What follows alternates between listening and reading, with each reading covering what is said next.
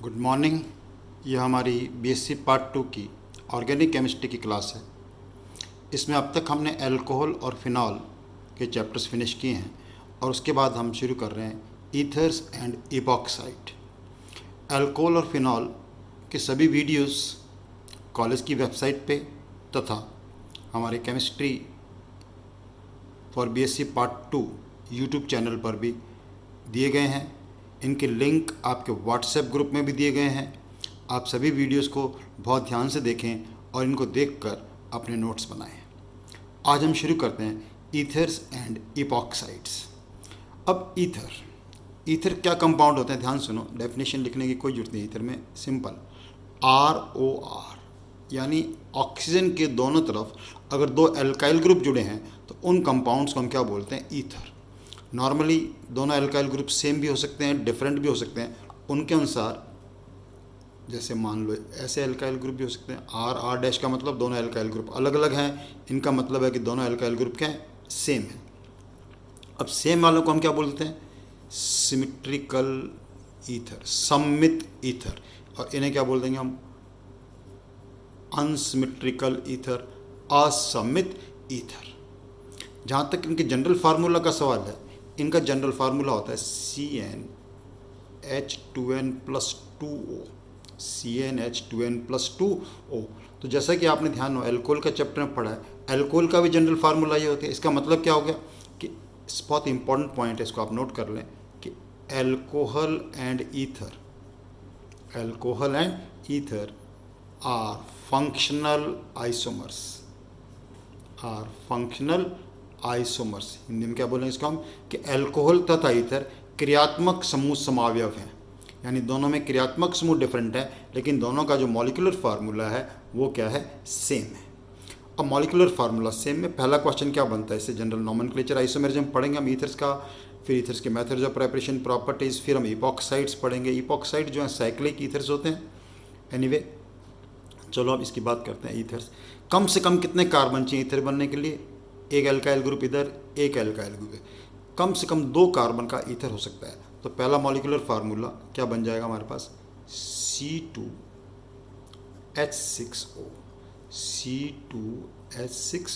C2H6O से केवल एक ईथर्स पॉसिबल हो सकता है, CH3। नॉमेनक्लेचर का रूल देखें, हर कंपाउंड में सबसे पहले अपन क्या कर रहे होते हैं, नॉमेनक्लेचर आइसोमेरिज्म।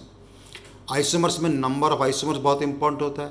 नॉमेनक्लेचर का आपको कॉमन नेम और IUPAC नेम जरूर आने चाहिए।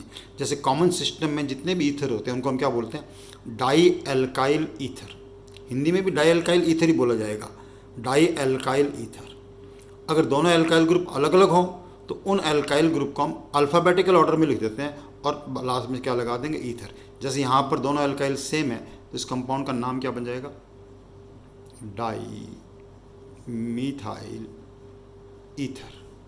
IUPAC में जितने भी ईथर्स होते हैं उनको हम क्या बोलते हैं, एल्कॉक्सी एल्केन। हिंदी में भी एल्कॉक्सी को एल्कॉक्सी ही लिखा जाएगा, बस आपको ध्यान रखना है, एल्कॉक्सी एल्केन। तो मिथाइल प्लस ऑक्सी क्या बन गया, मिथॉक्सी। मिथाइल प्लस ऑक्सी क्या बन गया, मिथॉक्सी। मिथॉक्सी ग्रुप किसमें लगा, एक कार्बन में, तो नाम क्या बन गया इसका, मिथॉक्सी मीथेन।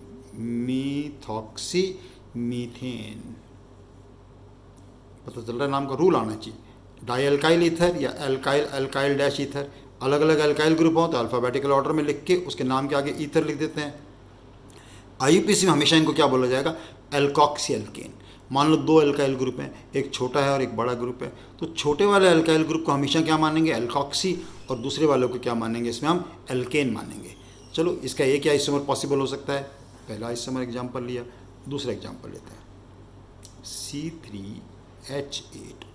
अब इसके नंबर देखने के लिए देखो, 3 कार्बन है, इनको बाइफर्केट करके देख लीजिए क्या कम्बिनेशन बन सकता है। 3 कार्बन को हमें 2 ग्रुप में बांटना है तो कॉम्बिनेशन क्या बन सकता है, 2+1 या 1+2, एक ही बात है। तो केवल एक ही आइसोमर होगा, यानी इस मॉलिक्यूलर फार्मूला से ईथर का केवल क्या बन सकता है, एक ही आइसोमर बन सकता है। और वो एक आइसोमर कौन सा होगा, CH3 CH2O CH3। अब नाम लिखना है वापस, देखिए ध्यान से, रूल सुनो। दोनों एल्काइल ग्रुप अलग अलग हैं, तो पहले क्या लिखेंगे, इथाइल, फिर क्या लिखेंगे, मिथाइल। तो नाम क्या बन गया इसका, ethyl methyl ether, ethyl methyl ether. IUPAC नाम का सवाल है, देखो आईयूपीएसी में एल्कॉक्सी एल्केन, अभी क्या बताया था, छोटा वाला अल्काइल, छोटा अल्काइल ग्रुप ये है, इससे क्या बन जाएगा मिथॉक्सी, ये ग्रुप क्या बन गया मिथॉक्सी। मिथॉक्सी ग्रुप किस में लगा हुआ है, इथेन में, तो नाम लिख दीजिए इसका, आईयूपीएसी नाम हो जाएगा इसका मिथॉक्सी ईथेन। नाम लिखने के लिए हमेशा रूल समझने की कोशिश करा करो, एक बार अगर आपको रूल आ गया तो उसके बाद कभी भी आपको दिक्कत नहीं आएगी नाम लिखने में। ओके, एक ही आइसोमर पॉसिबल है और कोई आइसोमर पॉसिबल नहीं हो सकता है। अब नेक्स्ट है C4H10O, C4H10O। सबसे पहले बात यह आई कि C4H10O जो हैं उसके कितने आइसोमर पॉसिबल होंगे, कितने ईथर बन सकते हैं, फिर उनके नाम आने चाहिए। अब C4 का आइसोमर देखने के लिए देखो 4 कार्बन है, तो 4 कार्बन को हम बाइफरकेट कैसे करेंगे, 3+1 2+2, लेकिन प्रोपाइल कितने होते हैं 2, तो इस कम्बिनेशन से कितने बन जाएंगे 2 आइसोमर, इससे कितने बने 1 आइसोमर, तो टोटल कितने आइसोमर बन जाएंगे समावयव, टोटल समावयव की संख्या कितनी हो जाएगी 3। ये आपको अच्छी तरह आना चाहिए, 3+1 2+2, 3 को हमने 2 क्यों कहा कि 3 का मतलब हो गया प्रोपाइल। अब आपको पता है प्रोपाइल कितने होते हैं 2, ये तो जब भी मैं क्लास लेता हूँ आपको रिवाइज कराता रहता हूँ। मिथाइल केवल 1 होता है, इथाइल 1 होता है, प्रोपाइल 2 होते हैं, ब्यूटाइल 4 होते हैं, पेंटाइल 8 होते हैं। सबके टिप्स पे होने चाहिए, कभी भी आपको नंबर ऑफ आइसोमर में दिक्कत नहीं आएगी। चलो इन तीनों के नाम लिखते हैं, 3 के, 3CH2CH2OCH3, एक दूसरा आइसोमर लिखा। अब हमने लिखा आइसोप्रोपाइल, तीसरा आइसोमर लिखा, दोनों तरफ इथाइल, दोनों तरफ इथाइल, 3 आइसोमर बने जिसके, ये आना चाहिए नाम। अब देखो छोटे वाला अल्काइल ग्रुप है, ये कौन सा है मिथाइल, ये ग्रुप कौन सा है नॉर्मल प्रोपाइल, तो methyl normal propyl ether, methyl normal propyl ether. IUPAC में क्या हो जाएगा देखिए, ये ग्रुप लगाया कौन सा मिथॉक्सी ग्रुप, मिथॉक्सी ग्रुप की पोजीशन क्या है 1, तो नाम क्या बन जाएगा मिथॉक्सी ग्रुप की पोजीशन क्या है इसके अंदर 1 पोजीशन। देखो यहाँ पर मिथॉक्सी ग्रुप कौन सी पोजीशन में लगा है, प्रोपेन की 1 पोजीशन पे लगा है, ठीक है, तो नाम क्या बन जाएगा 1 methoxy propane, 1 methoxy propane, 1 methoxy propane. अब देखिए यहाँ पर वही वापस मिथॉक्सी ग्रुप है, लेकिन अब मिथॉक्सी ग्रुप ये 3 कार्बन की चेन पोजीशन नंबर 2 पे मिथॉक्सी लगा है, तो इसका नाम क्या हो जाएगा 2 मिथॉक्सी प्रोपेन, इसका नाम क्या होगा 2 मिथॉक्सी प्रोपेन। ये सिमेट्रिकल ईथर है, सिमेट्रिकल ईथर में देखो कोई प्रॉब्लम नहीं है। सिमेट्रिकल ईथर, सिमेट्रिकल ईथर में क्या होता है दोनों तरफ इथाइल ग्रुप है, simple di ethyl ether, di ethyl ether. IUPAC में क्या बोलेंगे इसको इथॉक्सी ईथेन, आईयूपीएसी में क्या बोला जाएगा इथॉक्सी ईथेन। अब सबसे इंपॉर्टेंट बात नोट करो, देखो जैसे हमने एल्कोहल में बताया था, हम बोल रहे हैं केवल एल्कोहल शब्द बोल रहे हैं, कोई नाम नहीं लें प्रोपाइल एल्कोहल इथाइल एल्कोहल, केवल बोले एल्कोहल। अभी आजकल हमारे सैनिटाइजर्स में अल्कोहल यूज़ हो रहा है, तो हम ये थोड़ी लिखते हैं कौन सा एल्कोहल, अल्कोहल बेस्ड है, तो अल्कोहल कौन सा अल्कोहल है वो बोलने की जरूरत नहीं, इथाइल अल्कोहल। इसी प्रकार जब केवल ये बोलते हैं ईथर, कुछ नहीं बोला कि प्रोपाइल ईथर या di methyl ether, propyl methyl ether, केवल ईथर हमने बोला, केवल ईथर का मतलब होता है डाई इथाइल ईथर। जो सॉल्वेंट ग्रुप में ईथर यूज़ करते हैं, रिएक्शंस में सॉल्वेंट ग्रुप में ईथर यूज़ किया जाता है, कभी हम बहुत सारी रिएक्शन लिखते हैं in presence of ether, ether की उपस्थिति में, तो वो जो ईथर होता है वो कौन सा होता है di ethyl ether. Only ether का मतलब हमेशा समझ जाओ di ethyl ether, king of ether di ethyl ether, ether only, बाकी सब तो और उनका नाम लिखना पड़ेगा, लेकिन केवल ईथर लिखा हुआ है तो ये पूछने की जरूरत नहीं कि कौन सा ईथर, उसका मतलब ही क्या होगा डाई इथाइल ईथर। आया आप लोगों को 3।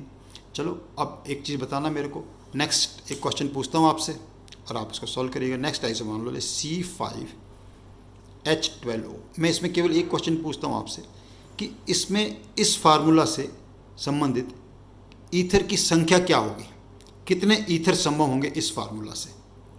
केवल एक ही चीज़ पूछा आपसे कि इस फार्मूला से संबंधित कितने ईथर होंगे, तो उसको करने के लिए देखो मैं तरीका बताता हूँ आपको, फिर नेक्स्ट स्टेप करके अपने आप देखिएगा, सब वापस रिवाइज करिएगा आप। 5 कार्बन है तो 5 का कॉम्बिनेशन क्या बना 4+1 3+2 और तो कोई कॉम्बिनेशन नहीं बन सकता, या तो 4+1 हो सकता है या 3+2 हो सकता है, 2+3 और 3+2 एक ही बात होगी। अब 4 में क्या होगी, ब्यूटाइल। ब्यूटाइल कितने होते हैं, 4 होते हैं। अभी आपको बताया था प्रोपाइल कितने होते हैं, 2, प्रोपाइल 2, तो टोटल कितने आइसोमर हो गए इसके जी, 6 आइसोमर हो गए। कितने आइसोमर हो गए इसके, 6 आइसोमर।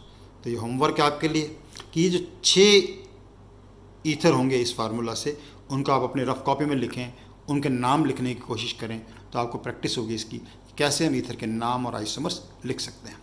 कुछ और एग्जांपल देखते हैं नॉमेनक्लेचर में हम। जैसे देखिए आप, एरोमेटिक ईथर हो सकते हैं पॉसिबल। अब एरोमेटिक ईथर के अंदर हमने सबसे पहली एग्जांपल लिखते हैं, बेस एग्जांपल एरोमेटिक ईथर कौन सा बन गया, OCH3। अभी क्या लगा है, मिथॉक्सी ग्रुप। मिथॉक्सी ग्रुप किस में लगा है, बेंजीन में, तो नाम क्या हो जाएगा इसका, मिथॉक्सी बेंजीन। क्या नाम हो गया इसका, मिथॉक्सी बेंजीन। कॉमन सिस्टम में जो रूल बताया था वही रूल चलेगा। ये ग्रुप कौन सा है, मिथाइल, ये ग्रुप कौन सा है, फिनाइल, तो इसका कॉमन सिस्टम में नाम लिखेंगे तो क्या नाम बन जाएगा, मिथाइल फिनाइल ईथर। क्या नाम बन जाएगा इसका, methyl phenyl ether, methyl phenyl ether. अब देखिए इसमें, इसको हम जो एरोमेटिक सिस्टम जब भी अपन पढ़ते हैं तो एरोमेटिक में इसको किस नाम से जानते हैं हम, एनिसॉल नाम से जानते हैं। जब भी इस एग्जाम्पल पे क्वेश्चन है तो एनिसॉल आपको याद होना चाहिए। ये कॉमन नेम, ट्राइबल नेम आपको याद रखना पड़ेगा, एनिसॉल। क्या बोलते हैं इसको, एनिसॉल बोलते हैं। डन। तो एरोमेटिक ईथर का बेस एग्जाम्पल है। ऐसे ही एक एग्जाम्पल और हो सकता है,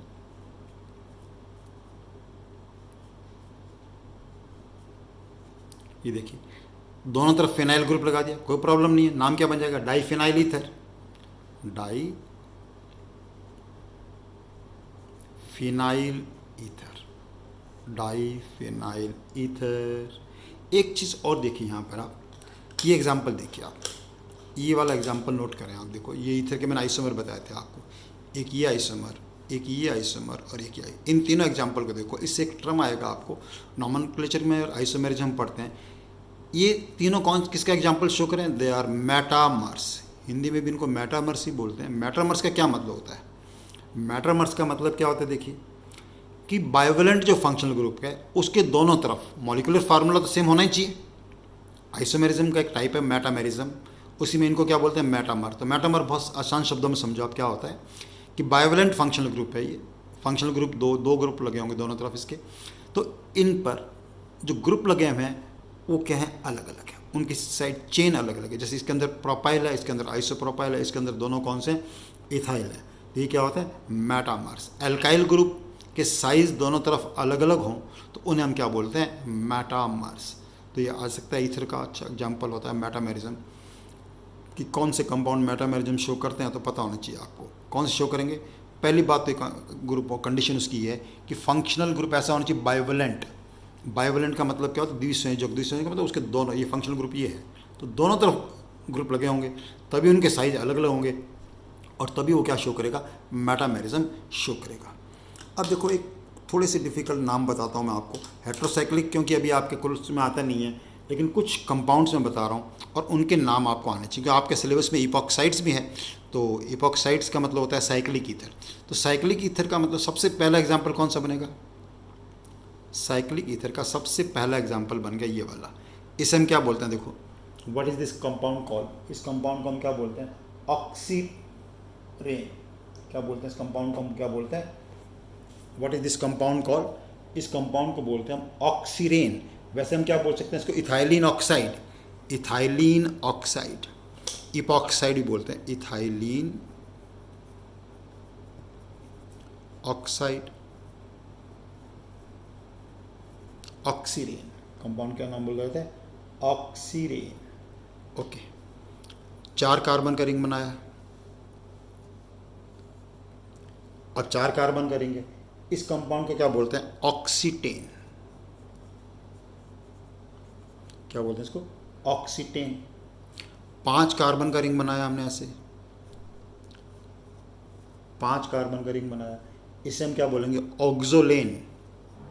ऑक्सो, इनको हिंदी में भी ये नाम चेंज नहीं होता है हिंदी में कभी भी। जैसे 6 कार्बन का रिंग बनाया, बस इससे ज़्यादा नहीं करेंगे अपन। 6 कार्बन का रिंग बनाया, इसे क्या बोलते हैं? ऑक्सेन। ऑक्सेन में एक और एग्जांपल इंपॉर्टेंट होता है, देखो आपके लिए, 2 ऑक्सीजन लगा दिए, 1 और 4 पोजीशन पे कितने ऑक्सीजन लगाए? 2 4, इसे क्या बोलते हैं? 1,4 डाईऑक्सेन। 1,4 डाईऑक्सेन। ये सारे के सारे जो एग्जांपल हैं ये इपॉक्साइड के एग्जांपल हैं, साइक्लिक ईथर्स। ये सारे के सारे कौन से कंपाउंड हैं? विषम चक्री कंपाउंड है। कौन से यौगिक हैं? विषम चक्री यौगिक, हेट्रोसाइक्लिक कंपाउंड्स हैं। कैसे कंपाउंड्स हैं? हेट्रोसाइक्लिक कंपाउंड, विषम चक्री यौगिक।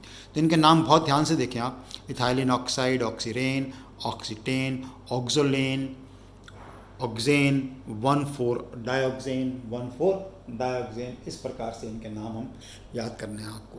तो बहुत अच्छी तरह इनके नाम, नॉमेनक्लेचर और आइसोमेरिज्म हर चैप्टर के शुरुआत में आपको आने चाहिए। तो शुरुआत के जो छोटे क्वेश्चंस होते हैं आपके 1 या 2 नंबर के, उनको इसमें से आने की बहुत ज़्यादा संभावनाएं होती हैं आपको।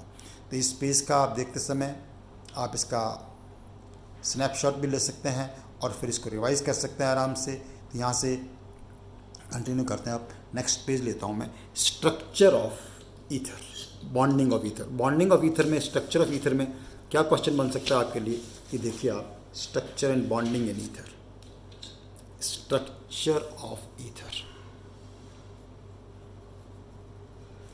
नेक्स्ट आप देख लीजिए, structure of ether. Structure of ether में क्या बन सकता है बॉन्डिंग क्वेश्चन? देखिए ईथर क्या होता है? ROR। अब इसको कंपेयर करो, देखो आप, वाटर क्या होता है? HOH। वाटर की स्ट्रक्चर सबने पढ़ी है। वाटर में क्या होता है? ऑक्सीजन कैसा हाइब्रिडाइज्ड है? sp3। वाटर में कैसा हाइब्रिडाइज्ड ऑक्सीजन? sp3। और ये बॉन्ड एंगल कितना होता है? 104 डिग्री 5 मिनट। ये रीज़न आपको मालूम है कि 109 डिग्री 28 मिनट से जो है कम क्यों हो जाता है? कम का रीज़न आपको मालूम है, लॉन पे रिपल्शन के कारण बॉन्ड एंगल क्या हो गया? कम हो गया। बिल्कुल जितने भी ईथर्स हैं उन सब में भी, इन सब में जो भी ऑक्सीजन है वो कैसा है? sp3 hybridised. क्या चीज़ है? sp3 hybridised. बिल्कुल वाटर से इनकी स्ट्रक्चर एनालोगस है। फ़र्क क्या हो गया? ये जो एल्काइल ग्रुप आ गए ये बड़े होंगे वो HH से नेचुरली। तो एल्काइल ग्रुप के रिपल्शन के कारण इनका जो बॉन्ड एंगल है वो ज़्यादा हो जाता है। बॉन्ड एंगल क्या हो जाता है? ज़्यादा। यही एक इंपॉर्टेंट क्वेश्चन बनता है इसके अंदर। जैसे मैं एग्जांपल लेके बताता हूँ आपको। अब मान लो आपने पहला ईथर लिया, CH3O CH3, CH3O CH3, तो dimethyl ether.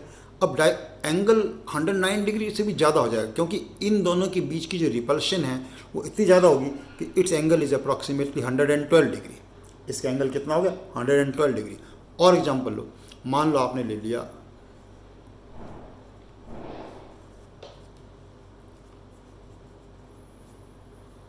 Tertiary butyl ether. मान लो कौन सा ईथर लिया आपने? टर्शरी। अब ये ग्रुप देखो आप, ये ग्रुप तो और बल्कि हो गया। बल्कि से मतलब क्या होता है? और बड़ा हो गया। बल्कि बहुत बड़ा हो गया, इनके बीच में रिपल्शन और ज़्यादा होगी। तो और ज़्यादा होने से ये जो बॉन्ड एंगल है ये क्या हो जाएगा? और ज़्यादा हो जाएगा। एग्जैक्ट तो नहीं है, अप्रॉक्सीमेटली 132 हो जाएगा। इसका बॉन्ड एंगल कितना हो गया? 132 degree, di tertiary butyl ether. तो इसका क्वेश्चन बन सकता है कि 3 अलग अलग ईथर दे दिए और आप बताओ कि बॉन्ड एंगल के ऑर्डर में लिखो। जैसे ये ईथर दे दिया, एक ये ईथर दे दिया आपको A, एक ये ईथर दे दिया B, एक मान लो एल्कोहल ही दे दिया आपको, एल्कोहल। तो एल्कोहल का ईथर नेचुरली एंगल जो है वाटर से तो क्या होगा? ज़्यादा होगा, लेकिन ईथर से क्या होगा? कुछ कम होगा। कुछ कम होगा, कितना कम हो ये नहीं कह सकते, लेकिन सिंपलेस्ट ईथर से कम होगा। 112 से कुछ कम होगा। मान लो अप्रॉक्सीमेटली हमने लिख दिया 109 डिग्री लिख दिया। ये अप्रॉक्सीमेट वैल्यू लिखी है मैंने, एक्शन C। ये 3 हमने, एक अल्कोहल दे दिया, 2 ईथर दे दिया, या इनके बीच के और ईथर दे दिया। ईथर का तो रूल पता चल गया आपको। तो इससे हम क्या लिखते हैं? इनके बॉन्ड एंगल का क्वेश्चन बन जाएगा, right in decreasing order of bond angle. अब बॉन्ड एंगल का इनका डिक्रीजिंग ऑर्डर का आंसर क्या हो गया? आपको पता चल गया। डिक्रीजिंग में सबसे ज़्यादा किसका हो गया? B का। B से ज़्यादा किसका हो गया? A का। और A से ज़्यादा किसका हो गया? C का। Bond angle. तो बॉन्ड एंगल के ऐसे जो क्वेश्चन होते हैं उनमें कंसेप्ट समझना होता है आपको कोई बॉन्ड एंगल याद थोड़ी करना है। बॉन्ड एंगल का मैग्नीट्यूड याद नहीं करना है। यहाँ पर मैग्नीट्यूड इज़ नॉट इम्पॉर्टेंट। आपको आना चाहिए किसका कम है, क्यों है, कैसे कम ज़्यादा हुआ, ये आपको समझ में होनी चाहिए ईथर के बारे में। ठीक है। यहाँ से अपन नेक्स्ट जो कर रहे हैं वो क्या करेंगे? methods of preparation of ethers. Methods of preparation of ether. Preparation of ether से हम कंटिन्यू करेंगे इसको। ये ईथर और इपॉक्साइड्स का पार्ट 1 लेक्चर है आपका। मैं इसलिए बोल रहा होता हूँ हर एक चैप्टर के एंड में, हर वीडियो के एंड में मैंने बोला है कि जब भी आप कोई चैप्टर का वीडियो देखें तो उसको आप शुरू से देखना शुरू करें और फिर उस चैप्टर के लास्ट तक चलते जाएं। तब आपके लिए बहुत बेनिफिट होगा इस चैप्टर को देखना और पढ़ना। आपको लगेगा बिल्कुल क्लास की तरह ही क्लास हो रही है। क्लास में तो फिर भी एक बार आपने देख लिया, मान लो ये एक्सप्लेन मैंने किया, उसके बाद मिटा दिया, नेक्स्ट क्लास हुई, भूल गया। लेकिन यहाँ पर एक फ़ायदा है आपको कि इस चीज़ को आप एक बार नहीं समझ पाए, मैंने जो बात बोली उसको 2 बार सुनेंगे, 3 बार सुनेंगे, आपको पता चल जाएगा, कंसेप्ट क्लियर हो जाएगा और उसके बाद चीज़ें आपको समझ में आने लगेंगी। Keep doing your work. Thank you very much.